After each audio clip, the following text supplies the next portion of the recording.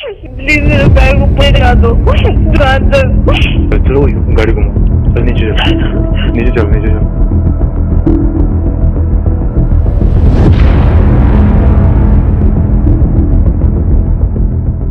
तीर्थ नगरी उत्तराखंड के ऋषिकेश में एक ऐसा पाप हुआ है दोस्तों, जिसने भाजपा के हिंदू हितैषी होने की तमाम पोल पट्टी खोल कर रख दी है।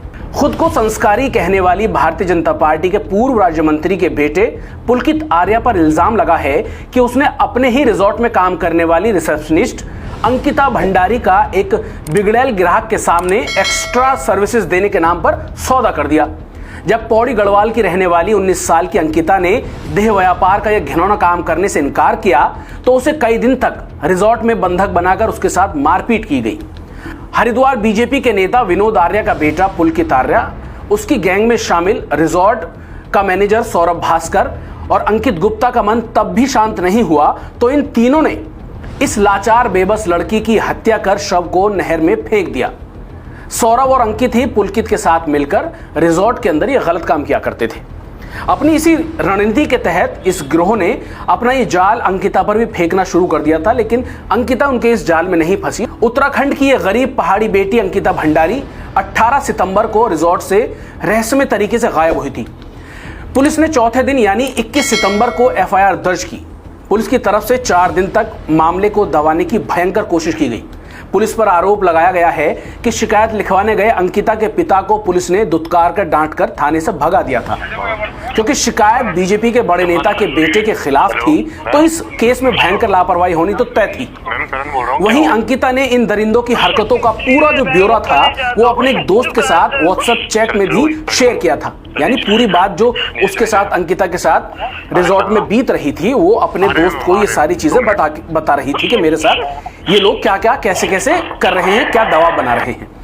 इस व्हाट्सएप चैट से पता चला है कि उसे एक्स्ट्रा सर्विसेज के नाम पर 10,000 का लालच दिया जा रहा था।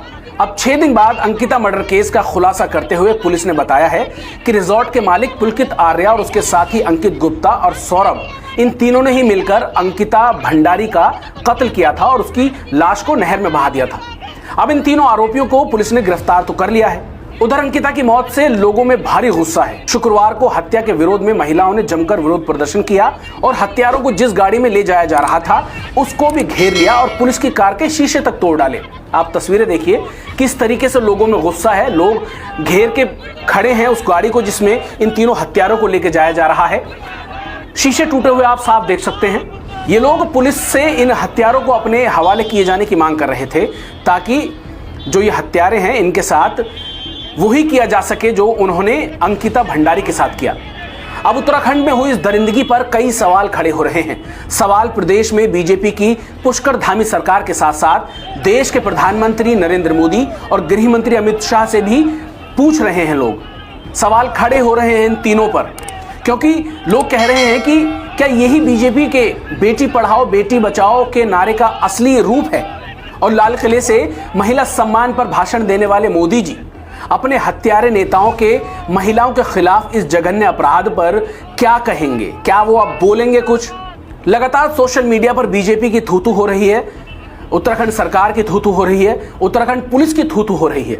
जिस तरीके से इस पूरे मामले में 6 दिन तक लापरवाही की गई, अगर ये लापरवाही ना होती और समय रहते अगर पुलिस की तरफ से एक्शन ले लिया गया होता तो शायद अंकिता भंडारी आज हमारे बीच होती, उसको छुड़ाया जा सकता था।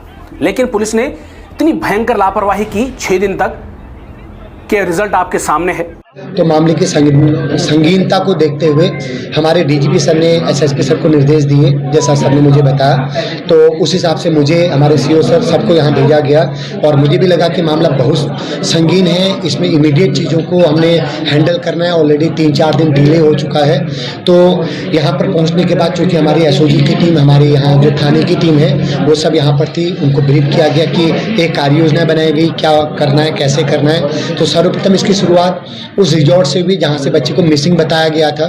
तो वहाँ जाने के बाद घटनाक्रम जो कंप्लेन में लिखा गया वैसा नहीं था। मामला वहीं से संदिग्ध स्टार्ट हुआ। होटल के कर्मियों के अलग स्टेटमेंट थे, वहाँ का सरकमटेंस अलग था और जो जिस कमरे में बच्ची जिस कमरे से मिसिंग बताई गई वो कमरा चीख चीख के बोल रहा था कि उस रात उस कमरे में कोई नहीं रहा था। तो उसके बाद चीज़ें जो हमारी मोबाइल ट्रेसिंग है, जो हमारा सीसीटीवी कवरेज है, इन सब पे हमने काम किया। उन लोगों के स्टेटमेंट लिए, जो पर्टिकुलर रूट बताया गया था कि यहाँ से ये लोग गए, यहाँ से वापस आए, इतने बजे आए, उसको proper minute to minute watch किया गया। वॉच करने के बाद लगा कि चीज़ों में काफ़ी संदिग्धता है। इस बात को लेकर हम लोग कन्फर्म थे, कल रात ये बात इंश्योर हो गई थी कि गए ये 4 लोग हैं, लेकिन वापस केवल 3 लोग आए। इस बात की जब पुष्टि हुई तो अगला हमारा टारगेट था कि इन 3 लोगों को पकड़ें और इनसे पूछताछ करें। पहले पूछताछ में चूंकि ये इस पूरे केस के वादी बन गए थे, तो वो उन्होंने अपना हाथ ऊपर अपनी स्थिति को बेहतर बना लिया था और एक अच्छी कहानी फ्रेम कर ली थी कि बच्ची हमारे साथ वापस आई, उसने रात को खाना भी खाया, उसने रात को ये भी किया, रात को मेरे मोबाइल को भी लिया। तो वो सारी चीज़ें चूँकि हम पहले उसमें वर्क कर चुके थे, वो सब चीज़ें गलत थी। तो जब इनसे सख्ती से हमने पूछताछ करी तो 1 बाय 1 इनको हमने घटना स्थल पे लेकर के अब यहाँ पर क्या ऐसे क्या ये सब क्या ये सारी चीज़ें की। तो इन्होंने खुद इस बात को माना कि हमने रात को वहाँ पर किसी चीज़ को लेकर हमारा झगड़ा हुआ, झगड़े में हाथापाई हुई और हाथापाई के दौरान ही वो बच्चे को इन्होंने नीचे नदी में गिरा दिया। क्योंकि इस अब एक तो ये घटना थी, दूसरा पिछले 4 दिनों से लगातार पूरे सिस्टम को गुमराह कर रहे थे। ये इससे ज़्यादा संगीनता थी। अदरवाइज अगर ये केस पहले सेम डे पुलिस में अगर हम लोग इसको डील कर चुके होते तो ये शायद जो आज हम आपसे बात करें आज से 4 दिन पहले हो जाता।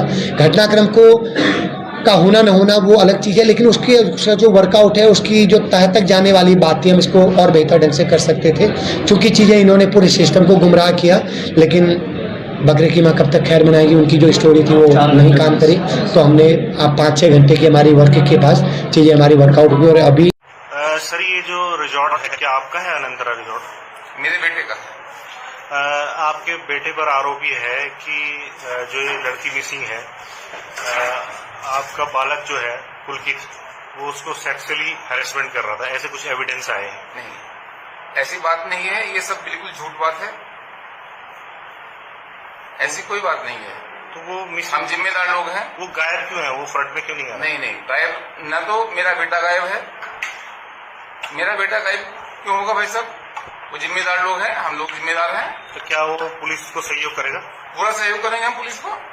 वो जो भी हमसे जानकारी लेगी, जहाँ भी हमें बुलाएगा कोई भी हमारा अधिकारी, हमारे सम्मानित अधिकारी हमें कहीं बुलाएंगे, हम जाएंगे, वो भी जाएगा।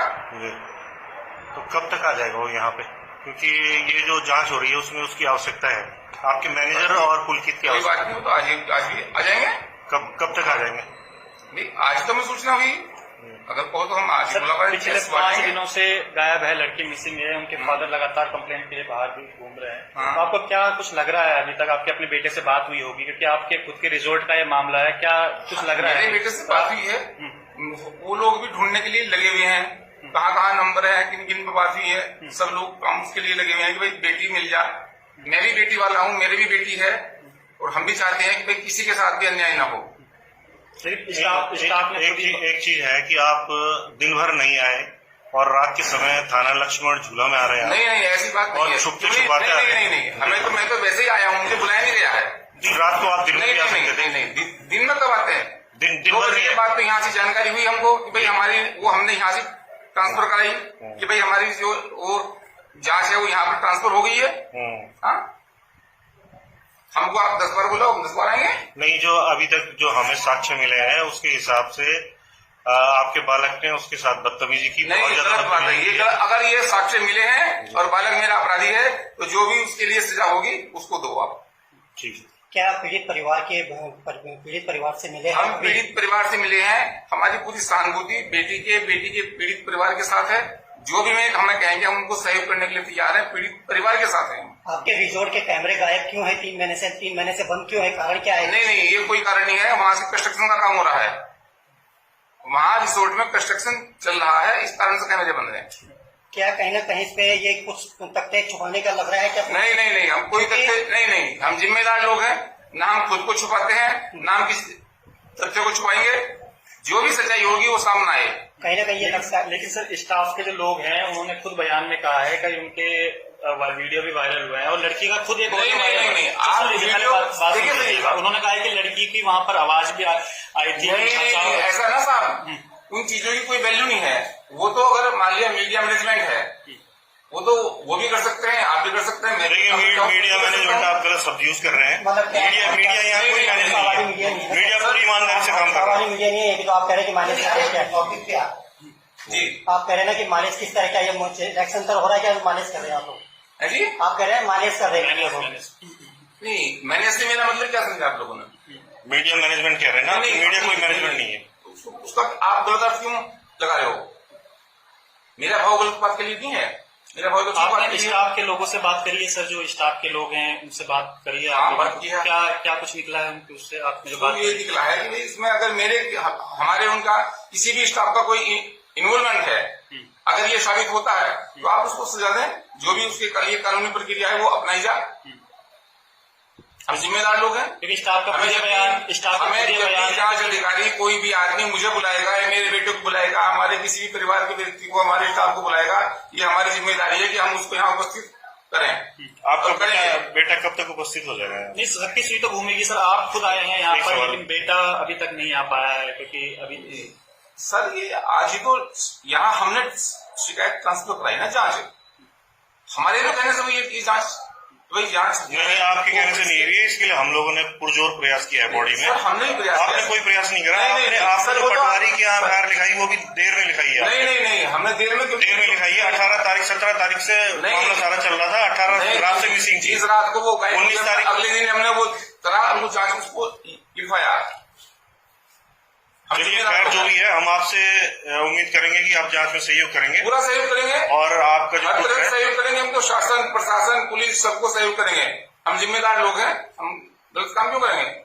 क्योंकि लास्ट टाइम पे सर वो जो लड़की गायब हुई थी, तो जो स्टाफ का बयान है कि वो आपके लड़के के साथ है, वो गई थी लास्ट टाइम। नहीं, ये गलत बात है। स्टाफ ने खुद ये बयान दिया। नहीं, स्टाफ का बयान तो कैसे भी आप कोई भी कैसे भी दे सकता है, दिलवा लीजिए। स्टाफ को 6 बार बयान बदल लेगा अपने।